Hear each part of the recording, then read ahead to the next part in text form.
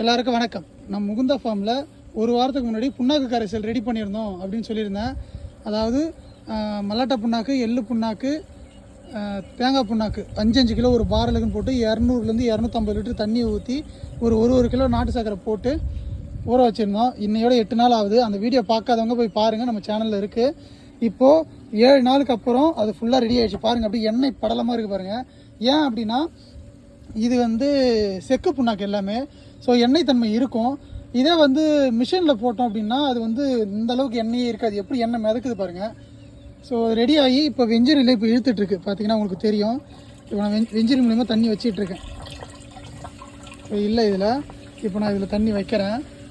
பாருங்கள், ஏறுதா போகிறது உங்களுக்கு தெரியும். ஸோ இது வழியாக இது வெஞ்சரி, இது வழியாக அப்படி போயிட்டு இங்கே போர் இங்கே இருக்குது. போர்லேருந்து வர தண்ணி இந்த வெஞ்சரி மூலமாக இதையும் இழுத்து, இந்த மருந்து இழுத்து தண்ணியில் இது வழியாக போயிடும்.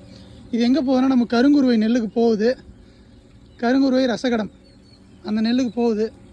அது இல்லாமல் எள்ளுக்கு களை கொடுத்துறாங்க. நான் கிட்ட போய் காட்டுறேன். எள்ளு சூப்பராக வந்திருக்கு. நான் பண்ண ஒரு தப்பு என்னென்னா, எள்ளு விதைச்சி 4வது நாளே தண்ணி வச்சேன். அது ரொம்ப தப்பு. அந்த மாதிரி பண்ணாதீங்க. எள்ளு விதைச்சி எள்ளு விதைக்கிறதுக்கு முன்னாடி ஒரு சின்ன ஈரம் இருந்தால் போதும். அந்த ஈரத்துலேயே ஒரு 20லேருந்து 25 நாள் வரும். நான் அவசரப்பட்டு தண்ணி வச்சுட்டேன். 5வது நாள் தண்ணி வச்சனால எனக்கு பில்லு முளைச்சிச்சு. இந்த தவறை யாரும் பண்ணாதீங்க. எள்ளில் களை கொத்த சொல்லியிருக்கேன்.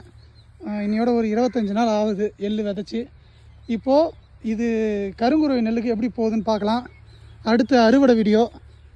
நேற்று ஸ்ப்ரே பண்ணதுனால ஒரு 3 நாளைக்கு முன்னாடி ஸ்ப்ரே பண்ணோம்.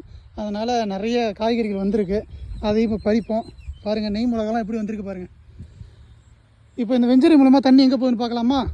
அந்த கடைசிக்கு போகுதுங்க. அது அந்த மோட்டர் இருக்குது பாருங்கள், கொட்டை அங்கே போகுது. நம்ம போய் கிட்ட போய் பார்க்கலாம். எள்ளு எல்லாமே நல்லா வந்திருக்குங்க. களை கொத்துறாங்க, தெரியுதா?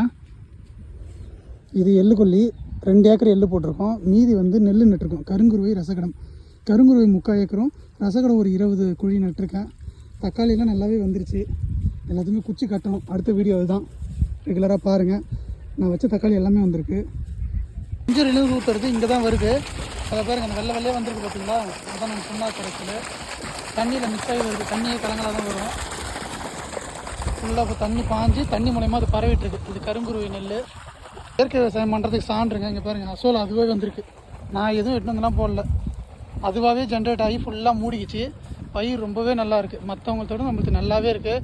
இயற்கை விவசாயம் நீங்களும் பண்ணுங்கள், ரொம்பவே நல்லா வரும். பாரம்பரிய நெல் சீடு விதை வேணும்னா என்கிட்ட கேளுங்க, நான் கண்டிப்பாக கொடுக்குறேன். புரியுதுங்களா? அதோட இங்கே பாயுது பாருங்கள், இங்கேயும் போகுது. அது வெள்ளை தெரியுதுங்களா? இது ரசகடம். ரசகடம் நெல் இதுவுமே ரொம்ப நல்லா வந்திருக்கு.